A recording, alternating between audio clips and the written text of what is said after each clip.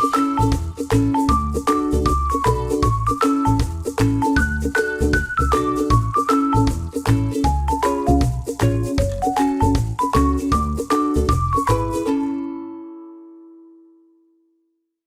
so glad you could all be here today. As Kristen said, my name is Whitney Ramirez, and I'm a first and second grade teacher in San Diego, California. I've seen some of you in the chat saying hi from California, so I'm glad that you're here. And I'm just so excited to be talking TPR with you. So let's get started. All right, so a little bit about me. That's why you're here. You want to hang out with me. I get it. I want to hang out with you too. But I have taught, as Kristen said, multiple grades. I've taught K through 4, and I've also done combo classes. So that's basically like 2 grades for the price of 1. No, I'm just kidding. But first and second grade together are my jam. I love teaching that. I've taught in both private and public schools. I do have 2 master's degrees, one in a Master of Arts in Teaching and a Master's of Ed in Curriculum and Instruction. I also just recently finished my Orrin Gillingham certification. I'm also GLAD trained, and you'll see a lot of GLAD strategies throughout this presentation if you're familiar with GLAD. If not, I'm happy to share some resources with you later. I love pizza and beer and Bravo. So if you ever want to talk Housewives, Below Deck, you know, all that good stuff, I'm here for it. And I just had a baby. He's going to be 1 tomorrow. He's going to be 1, and I have a cute little puppy named Gus. You see him right here. That's pretty much how he feels about being an older brother. He's not like in love with it, but he's making it work. So we love Gus. So anyway, thank you for being here. Before we get started, we're going to do a quick activity. Okay. And for this activity, you're going to pretend that you are in kindergarten, and we are going to be learning about the pumpkin life cycle. Okay. So you could do a lesson where you're just talking, you read a book about the pumpkin life cycle, and you just kind of talk about, okay, we have the seed, and then the sprout, and the vine, and the flower. And you just kind of talk about the vocabulary like that. Maybe put it on an anchor chart, you know, very basic lesson. One way to enhance that lesson with TPR, I want to show you what TPR is first, and then I'm going to show you how you could use it in your classroom tomorrow if you want it. Okay, so are you ready? You're going to be a kindergartner. We're going to be talking TPR, and here we go. We just read this excellent book about the pumpkin life cycle. Now, there are, let's see, how many steps? 1, 2, 3, 4, 5, 6 steps of the pumpkin life cycle. That's a lot of steps. So let's think about it. Okay, I want you don't have to repeat after me, but I want to see your body moving. Okay, so first we're going to have our dirt right here, and we're going to have the seed. Can you do it with me? Seed. If you feel comfortable repeating, can you repeat seed? Good, I should see everybody's body. Seed. Awesome. Then we have the seed sprout. Okay, so we have the seed and the seed sprout. Good. And then we have the vine. Okay, so that's the first 3 steps. We have the seed sprout. Then we have the vine. Good. Oh, I love how I'm seeing your hand motions. Do it one more time. Seed sprout. Then we have the vine. And then there's something that grows on the vine. Do you remember? Nope, not the pumpkin. Not yet. Yes, yellow flower on the vine. And we're going to move our hands like a flower blooms, like this. Yellow flower on the vine. Okay, so let's start at the beginning. I should see your bodies. Seed sprout, growing on the vine. Yellow flower on the vine. Now we have a pumpkin, but do you remember what color that pumpkin is first? Yes, small green pumpkin on the vine. Good. And then we have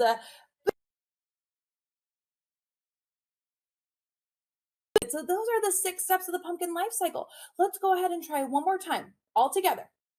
Seed, repeat after me, seed sprout. Then we have the vine. Good. Yellow flower on the vine. Small green pumpkin, orange pumpkin. So that is just a small dose of how you can incorporate TPR for a life cycle. After that, I might have some students that are feeling brave, stand up, lead the class in hand motions, and that's a great way of kind of incorporating vocabulary and different academic language.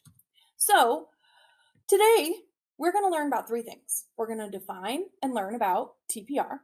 We're going to explore different positive benefits of using TPR in the classroom, and you're going to get to see examples of TPR in language arts, math, and social studies. So those are my 3 goals for you today. So if your students, or are your students, learning vocabulary? Yes, pretty sure they are, no matter the age. I teach 1st and 2nd grade, and they're constantly learning vocabulary. This next one, wiggly. Oh boy, my class, I just finished my 12th year teaching. I have not had a more wiggly bunch. I couldn't imagine. So we had to do a lot of TPR. We also are probably teaching kids that need constant engagement. They're used to those devices. So we need that like constant gratification. I really felt like this year I didn't do as much teaching as I normally do because my kids just like needed quick bites of information. And TPR really helped with that. And of course, I teach in San Diego, California. We have many ELL learners, and I'm sure around the country, you guys as well have a lot of 2nd language learners. So TPR is a really great way to help those learners in the classroom. So there I am, TPR. TPR can help. We're actually going to learn that song that I'm singing in that photo. I can't wait. I'm so excited to teach you. So what is TPR? What is it? You hear all these great things, but TPR stands for Total Physical Response, and it is a method of teaching language using physical movement to react to verbal input.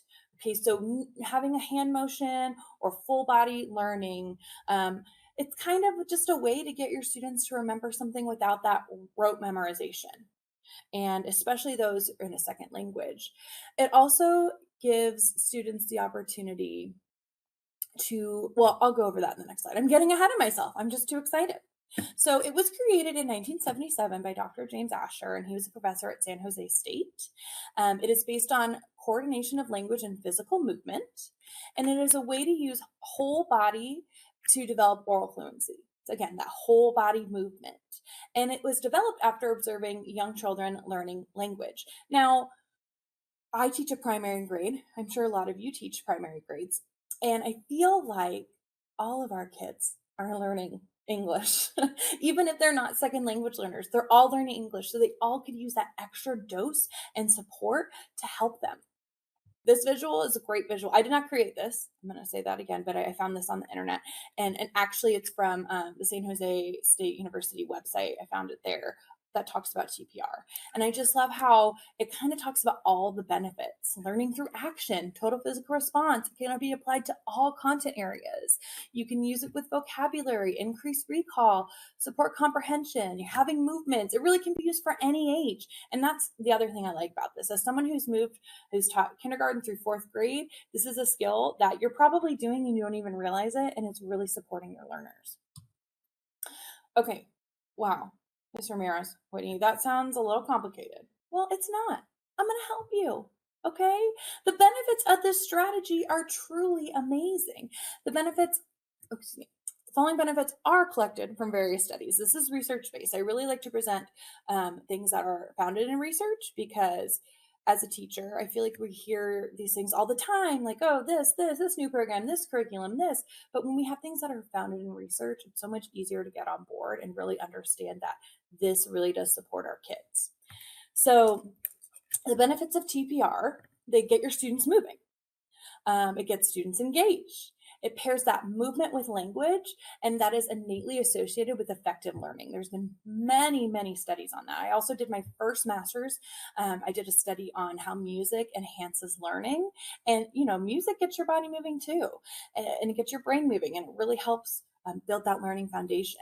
And students actively use both right and left sides of their brain when using TPR, which is awesome. We want that brain moving. It also works both in small and large groups. So if you teach whole class a lot, or if you teach small groups a lot, it's going to be a great thing to weave into both of those things. It sharpens students' listening skills because they're either repeating after you or modeling after you. Students are not required to speak until they are ready to. So if you notice in my example, I said, if you're comfortable repeating after me, you can, but I need to see you doing the motions. So it kind of creates this like safe zone for them. That's like low stress, low stakes. Okay, they're able to just, if they don't feel like talking, they can at least do the motions and show the engagement. It doesn't have to be verbal.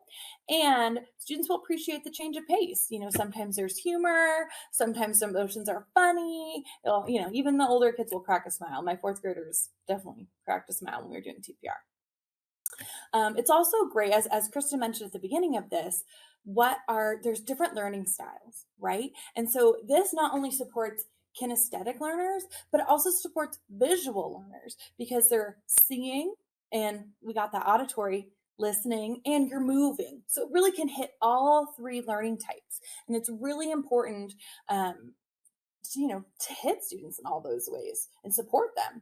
And no one is called upon individually. Because, we all know that terrified popcorn reading is like a big no-no these days. We don't want to call on kids individually. We want to make sure that we're getting students comfortable and they feel safe in the classroom. And also, it's very limited for prepping. As an elementary teacher, I don't have a prep time during the day. I know, it's crazy.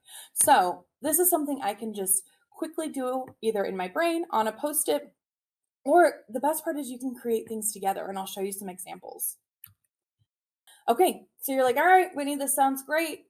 Very multi-sensory, but like, what do I do now? You talked all about this, you talked about the benefits. I want to do it. How do I do it? Well, let's go. Let's give some examples, okay? So first we're going to talk about language arts. There's my cute little anchor chart. That is actually from my classroom. I know, we love a good anchor chart in here. If you love an anchor chart, give me a letter W in the chat if you love an anchor chart, because W for Whitney. I love it. Oh, look at all those W's. I love it. Okay, so let's dive into some writing and grammar. So grammar is one of those topics I feel like that it's like kind of boring to teach, right? Because some of those rules, they're just the rules. Some of these rules are just made because they have to be. That's just the way things are, right? But we can spice it up and help our students remember grammar terms. So for this part of the webinar, I'm going to be doing hand motions for you, and you can be acting them out with me. You can take these if you like and use them. And at the end, you'll get a handout you don't need to write these down on the slides. You'll get a handout with this information. So right now you can just enjoy and learn, and then you'll get this information. So I don't want you to worry too much about taking notes. Okay. I want you to really be in the moment like a student would be in the moment. All right. So we're going to talk about nouns, adjectives, and verbs. So when we do noun, one thing that I've done is I go noun, noun, person, place, or thing. I point like I have a watch on. A watch is a thing. Okay, so we go noun, person, place, or thing. So that's something that has helped my students remember the word noun. Another thing to say, okay, my friends, a verb is an action word, and we're running in place. A verb is an action word, right? And also, one thing I love about these TPR for grammar is I will sometimes insert these as like attention getters. So my students are working, I'll go, a verb, and they'll repeat a verb, and I'll say, a verb is an action word, and they'll repeat it, and then it'll be silent. So they'll know like they're using it to get their attention focused on me, but they're also recalling information and, learning that academic language. So we have a noun, person, place, or thing. And we have a verb is an action word. And then we have adjective. Now, I like adjective. We've talked about, when you look in the mirror, and you describe yourself. So I like adjective, right? You're flipping your hair. Adjective, adjective, a describing word. So it's like you're looking in the mirror, like fluffing yourself up. Adjective. So those are some of the TPR I use for grammar. And trust me, they get stuck in your head. And I will say, I saw someone mention in the chat that your students can help you come up with TPR. I will say the adjective one, that I've used for years, we made up after we read a story. I can't remember the story right now, but it was about somebody who was very aware of their appearance. And we were just like, adjective, and it stuck all this time. So we love that.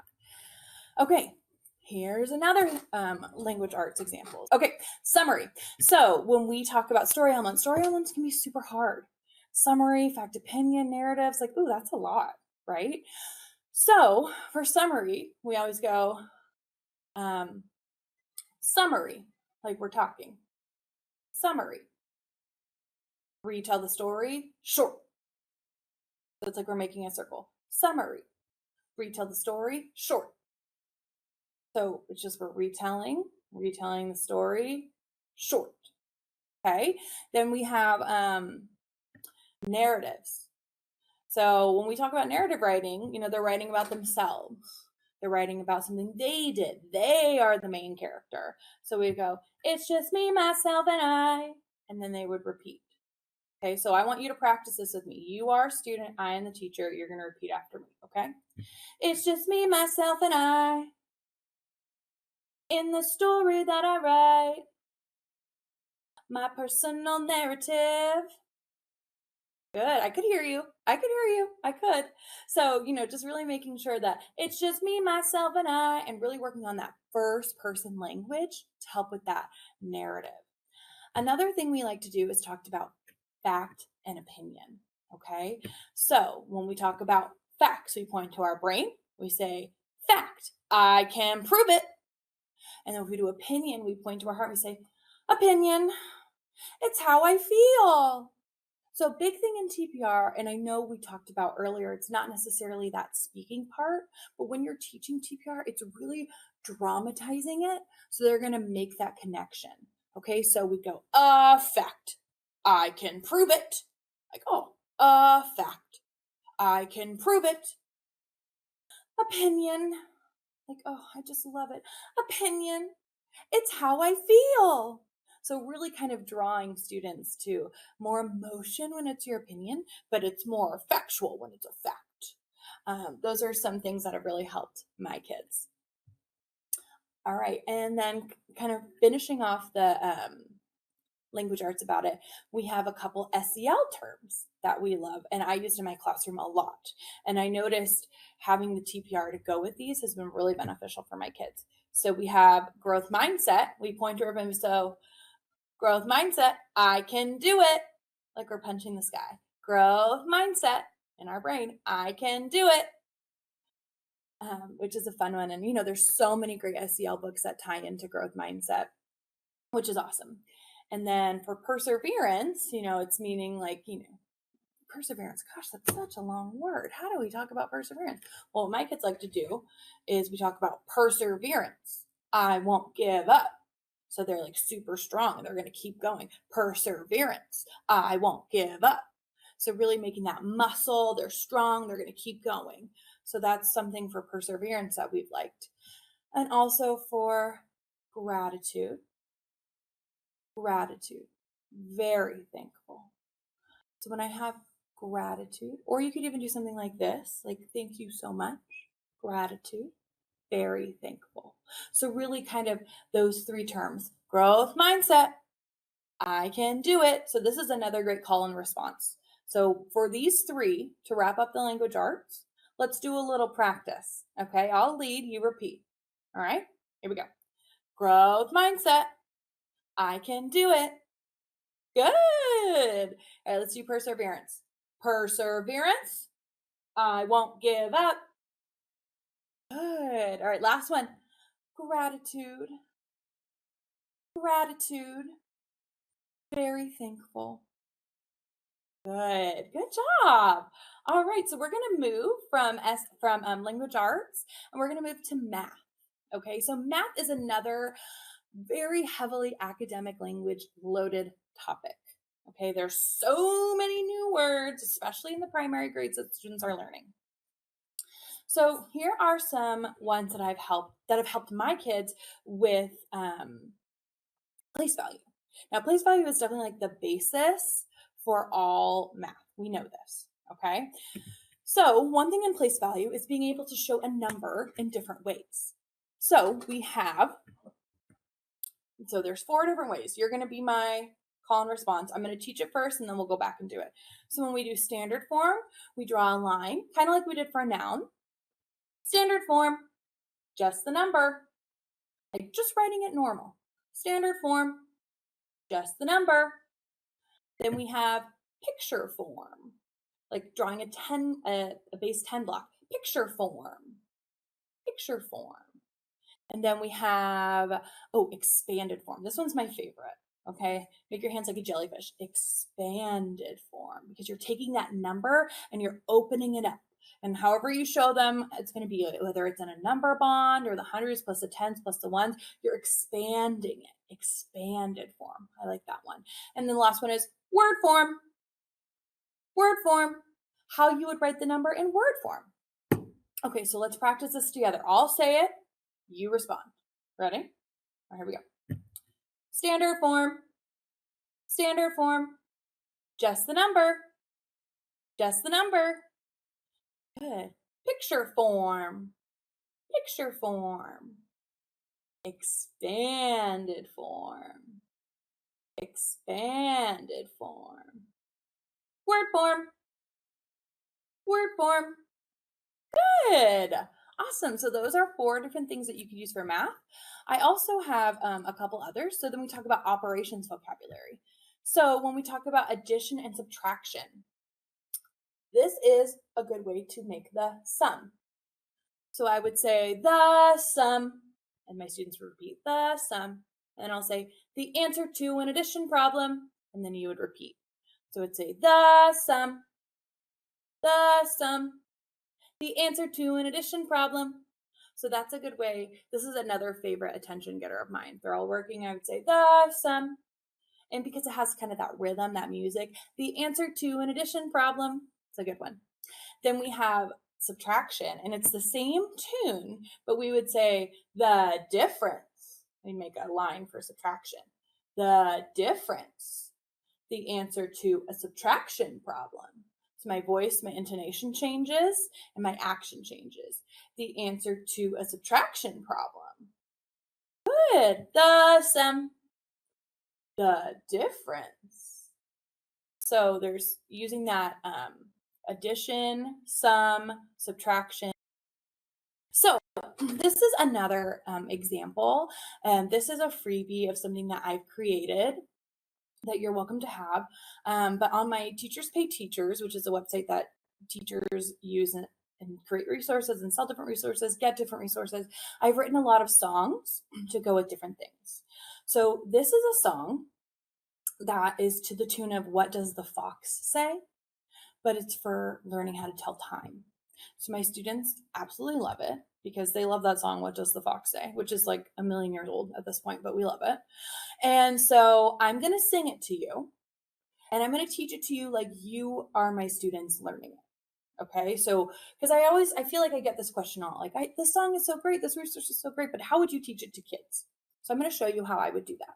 Okay, so first I kind of introduce, but by the time that they are learning the song, they've seen a clock. We've done maybe a couple videos on a clock, so they're not like, this isn't like a cold open for them. They've already kind of learned a little bit of the clock. Okay, so here we go. All right, my friends, so today we're going to learn a song that's going to help us with our telling time.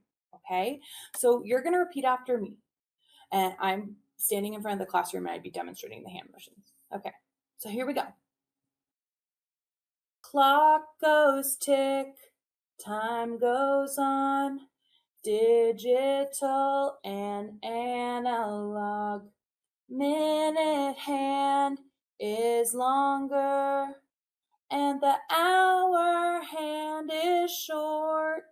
Yeah, my friend. So you see those 2 words, digital and analog. Yeah, a digital clock is like, exactly, you may have a digital alarm clock in your house where it just shows the numbers. But then we have an analog clock. Yes, like we have in the back of the classroom with hands. And didn't we talk about hands in the song? Yes, we did. We talked about minute hand. That minute hand is the long hand because the minute hand is longer and the hour hand is short. Can you do that with me? minute hand, and hour hand. Okay, so let's do the verse together. You ready? Clock goes tick. Now wait, why am I pointing to my wrist and doing this? Why am I doing this? You're right, because we are our watches. Yeah, and watches are on our wrists. Good job. Okay, here we go. Clock goes tick, time goes on, digital and analog. Minute hand is longer, and the hour hand is short. Good job. Okay, now we're going to go to the next part. I'll sing it, then we'll do it together. Okay? Telling time is so fun to the hour, and normally I would be standing and I would bend at the waist.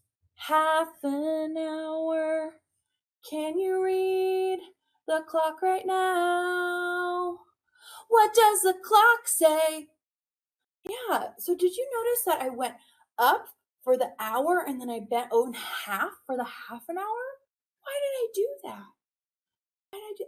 You're right, because half of the clock, it's pointing down at the 6 for 30 minutes. Good job. Okay, so let's do that together. Telling time is so fun to the hour and half an hour. Good job.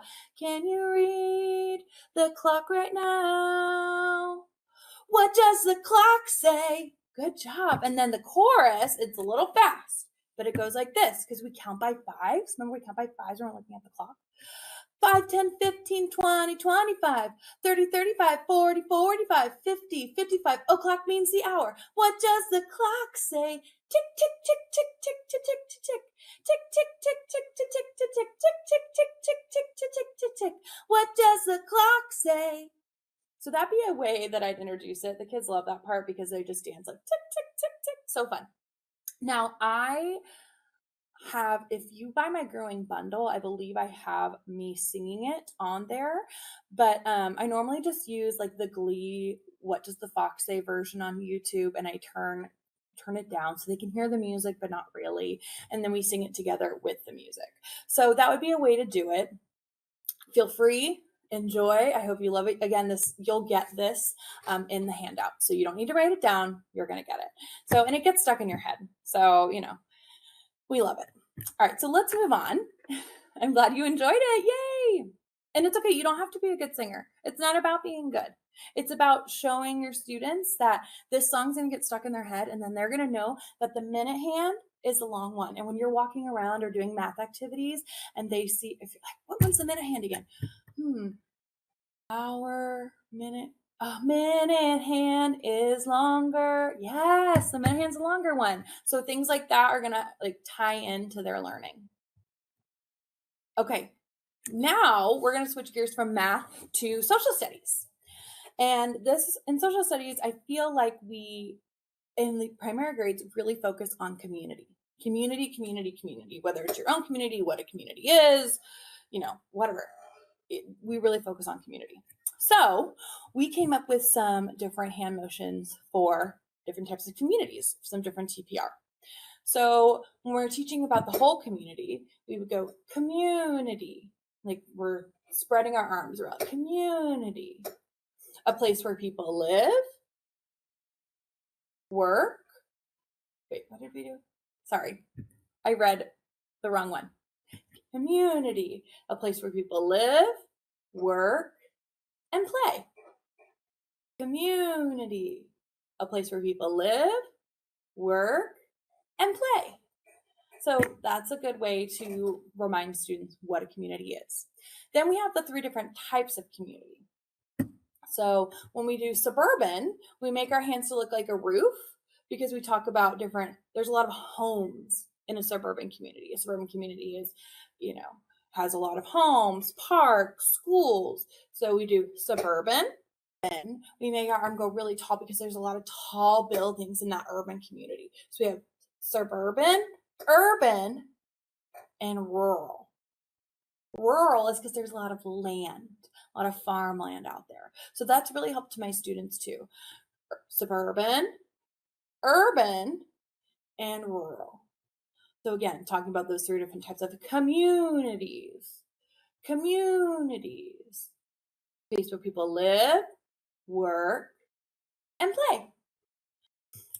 Okay, so I've been seeing some questions in the chat. I just kind of want to answer them because I feel like I'm seeing the same ones over and over again. Do you think this is great for high schoolers or older students? I do think that this can be used for older students. I think it's all about the delivery.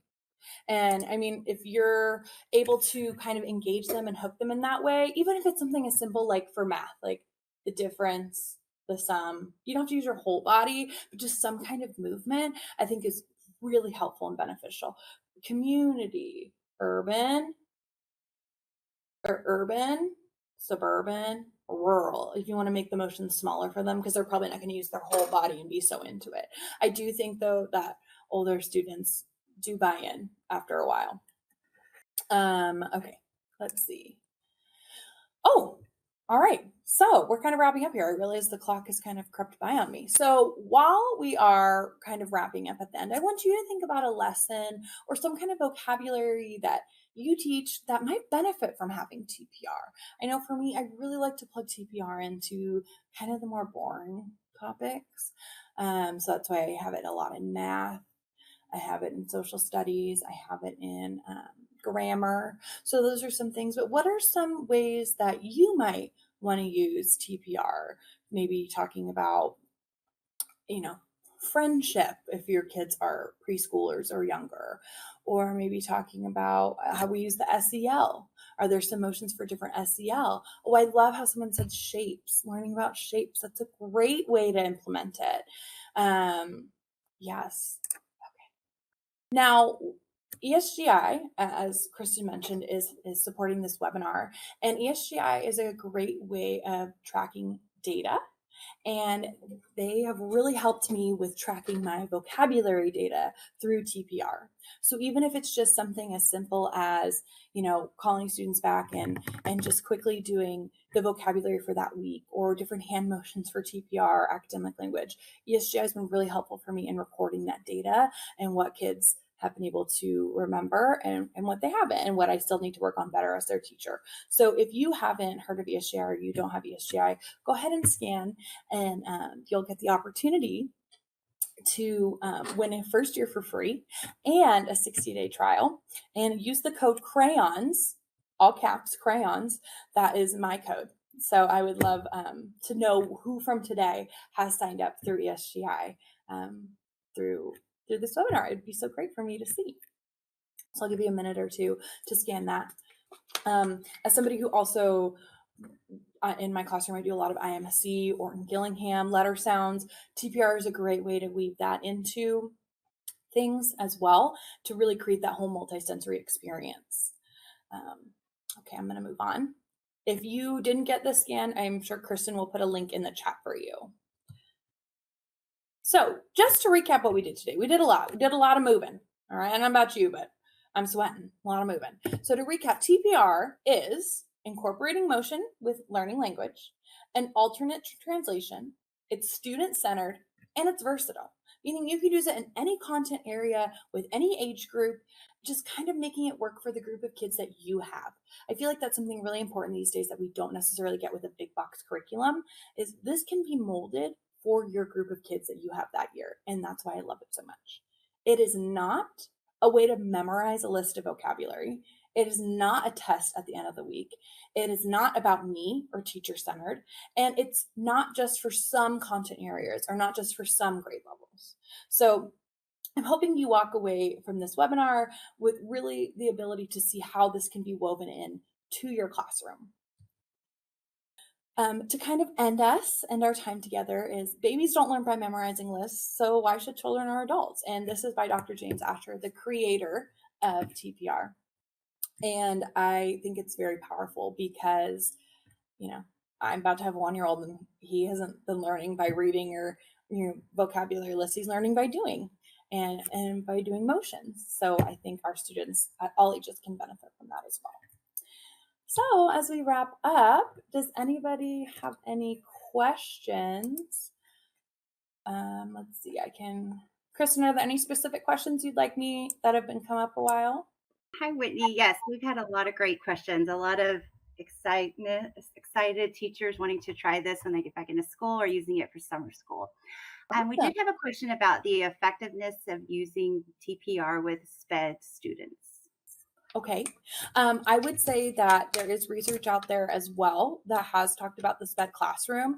Of course, I think with the SPED classroom, you'd probably have to see what your group of kids, what their ability is in terms of, is this going to be a hand motion that's going to kind of like sidetrack them and take them off course, or is this going to be something that's going to help them focus? So I would just kind of, again, look at your group of kids and see what's going to be best for them. But I definitely think it's doable in the SPED classroom. Awesome. We had a teacher ask if they only have 10 minutes for a lesson, how can they make that the most of their time using TPR? Oh, I would think the shorter lessons, the better for TPR, because even if you're just hitting a couple words that you want students to walk away with, or like one concept you want students to walk away with, the more you repeat with the motions and the more that you are able to kind of give them that physical repetition as well, not just verbal, it would be really helpful for them the shorter amount of time. And as I mentioned before, sometimes I do this after we read a book, and then I'll pull in the TPR later to grab their attention. So we're doing perseverance, I won't give up, and we're doing it throughout the day so students can hear and remember through those motions what perseverance is. Great. We do have some teachers that love your songs so much, they want to know if you have anywhere where they can purchase your songs in a bundle. Yes, I do. Let me, I can put the link in the chat. Is that okay? I think Diane and them are taking care of that. Okay. If you should, yes, they said yes, they're going to be sharing that in the chat. So yes, if you do want to purchase Whitney's songs, you can find the EdWeb team in the chat, and they have a link for you. Okay, I'll put it in. All right. Let me check if there's any more questions before we end. All right. So we just want to thank you again, Whitney, for this presentation. It was amazing. And ESGI is proud to sponsor these webinars each month. If you are a current ESGI teacher, thank you. We have some exciting things coming for back to school, so stay tuned. ESGI is a digital platform, as Whitney said, for preschool, pre-K, TK, up through second grade. We even have middle and high school teachers who use it for their one-on-one to assess the foundational skills through rubrics or even during play. So teachers use ESGI to save hours of prep time, gather meaningful data that informs classroom instruction, and simplify communication with families. We do have a link if you want to sign up for that trial one more time before we do the giveaway. And then, yes, you can sign up for the free trial. It says 60 days, but we are doing a special where we are extending you through September 30th. So you have it for back to school, so you can set up your account, get it ready, and then when you go back to school, it's ready to use. And you can create your own assessments in there or use what we have. We have over 2,500. I wanted to share that if you have any questions or if you ever want to connect with me, I'm very present on my Instagram. So at Learning with Crayons, I put it in the chat, but please feel free to send questions and connect with me there. I'd love to see how you're using TPR in your class. Do you have a minute? If you're a teacher looking for an easier way to track student progress and turn insights into meaningful instruction, let me show you why ESGI is a total game changer. Total game changer. Total game changer. Step 1, add students. Start by adding your students. It's quick and easy with manual entry or roster sync through Clever, ClassLink, or Aries. Next, create your subject tabs. You can label them by grading period, subject area, or however you organize instruction.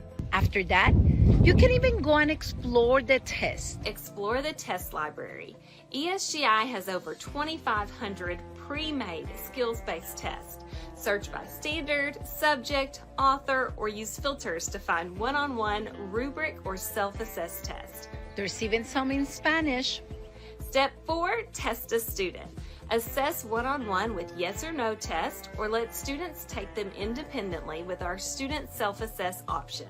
It's developmentally appropriate and fast. After testing, ESGI instantly generates personalized family letters, flashcards, handwriting sheets, and even bingo games to reinforce skills at home. class totals and item analysis reports, group students by mastery, and show growth. You'll also get student detail reports, progress graphs, and untested student reports at your fingertips. And last but not least, ESGI's AI tool gives next step instructional recommendations for every student. It's like having your own instructional coach built in. That's the path to wow.